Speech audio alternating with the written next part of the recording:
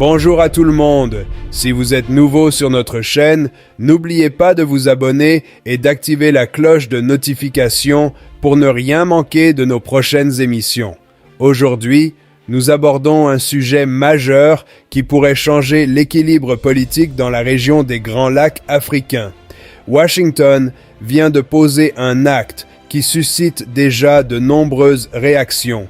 Les États-Unis ont reçu des opposants rwandais au régime du président Paul Kagame, un geste diplomatique lourd de sens. Selon plusieurs sources, un émissaire de la Maison-Blanche aurait rencontré une délégation de l'opposition rwandaise à Washington, un fait qui, il faut le souligner, ne s'était pratiquement pas produit depuis près de 30 ans.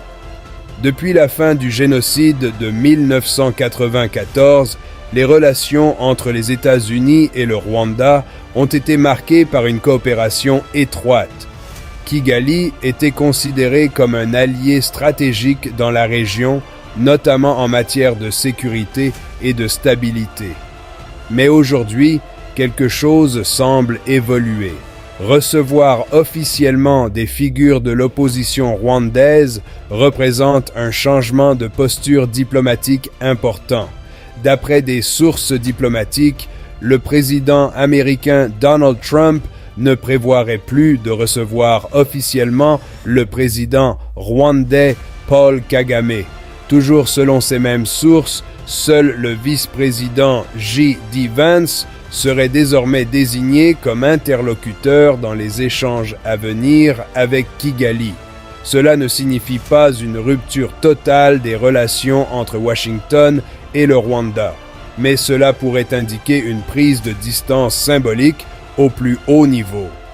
Ce changement pourrait annoncer un rééquilibrage de la politique américaine dans la région des Grands Lacs. Pendant des décennies, les opposants rwandais dénonçaient leur mise à l'écart des canaux diplomatiques occidentaux. Leur rencontre avec un représentant américain pourrait marquer une reconnaissance politique nouvelle. Est-ce le début d'une pression accrue sur Kigali? Est-ce un message envoyé au régime rwandais concernant les questions de gouvernance et de liberté politique? Pour l'instant, aucune déclaration officielle ne parle de sanctions ou de rupture. Mais en diplomatie, les gestes parlent souvent plus fort que les discours.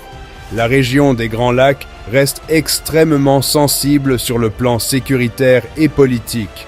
Un changement de position des États-Unis pourrait modifier les équilibres diplomatiques, influencer les dynamiques régionales, donner plus de visibilité aux voix critiques du pouvoir rwandais, redéfinir certaines alliances stratégiques, mais tout dépendra des prochaines étapes. La question clé reste: s'agit-il d'un simple signal politique ou du début d'un véritable repositionnement stratégique américain?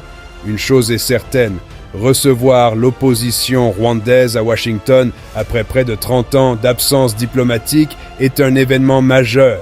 La politique internationale fonctionne par signaux, par gestes, par symboles, et celui-ci ne passe pas inaperçu.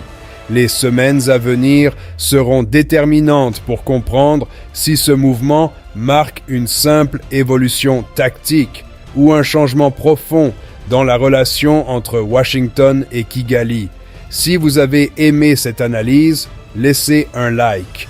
Dites-nous en commentaire ce que vous pensez de ce changement diplomatique et surtout, abonnez-vous pour ne rien manquer de nos prochaines analyses sur l'actualité internationale. À très bientôt pour une nouvelle émission.